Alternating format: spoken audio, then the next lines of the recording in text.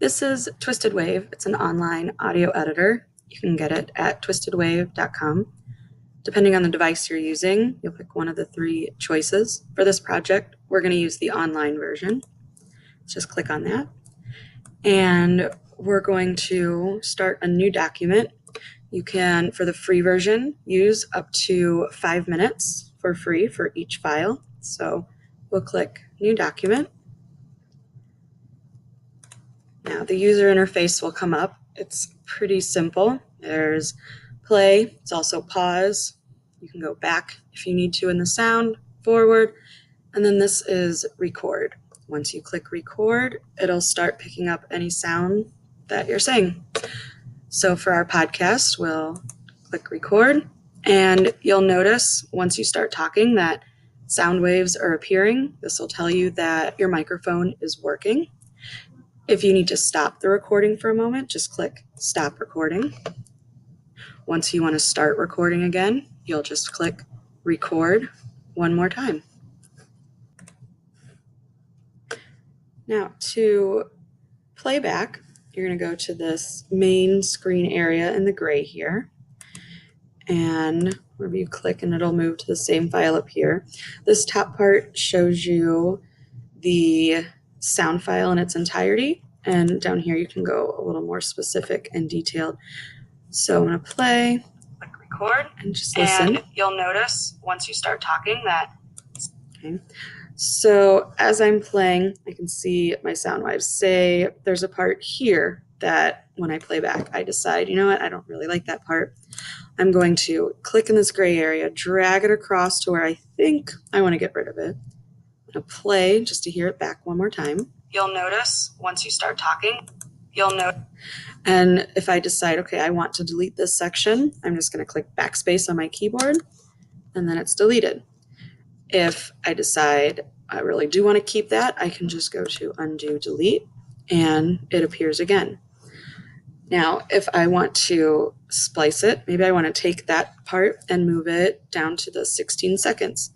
I click and drag, going to edit, cut, go over to where my time is. Say I wanted it at 14 seconds, edit, paste, and then there's my sound. I can play that spot.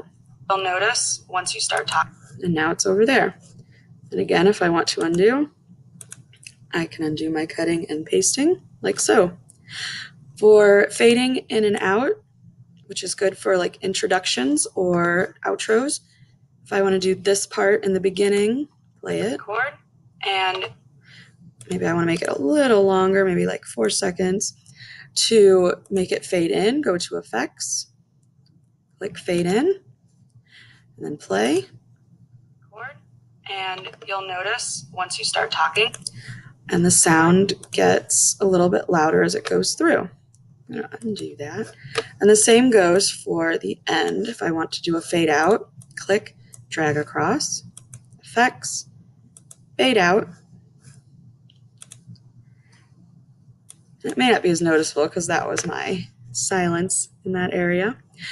Now, if I want to amplify a part, so say here, I'm going to click and drag because I think I remember this part being kind of quiet. I'm going to play it. It's working. And I want to amplify it. I want that section to be a little bit louder. I'm going to go to Effects, Amplify. I'm going to decide how many decibels I want to move it up. Now, you can go up to 23, 24 decibels. I wouldn't go that high the first time. It's easier to increase slowly instead of decreasing. So I usually try going up about 4 decibels to see what that difference is. And then click play. Microphone is working. If you need to stop, this is a little bit louder. Say I want to make it a little louder than that. I'm going to go to effects again, amplify, move it up, say 8 decibels. Whoa, that's going to be really loud. Let's listen. That your microphone is working. If you need to stop. And that's how you can amplify. So hopefully this gives you some basic tools on how you can edit within Twisted Wave. Once you have edited and your file is where you want it to be, you're going to download it to your Google Drive. It's really simple. Go to File, Send to Google Drive. Give it a name. I usually name it the topic or the date for my podcast.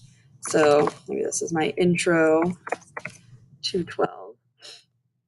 You're going to make this, since it's for the Raspberry Pi project, the file format, instead of MP3 audio, which is a common audio file format, you're going to click and make it WAV audio. So I'll show you that one more time. Click and make sure it's WAV audio. Don't worry about compression or any of this. Then click Send to Google Drive.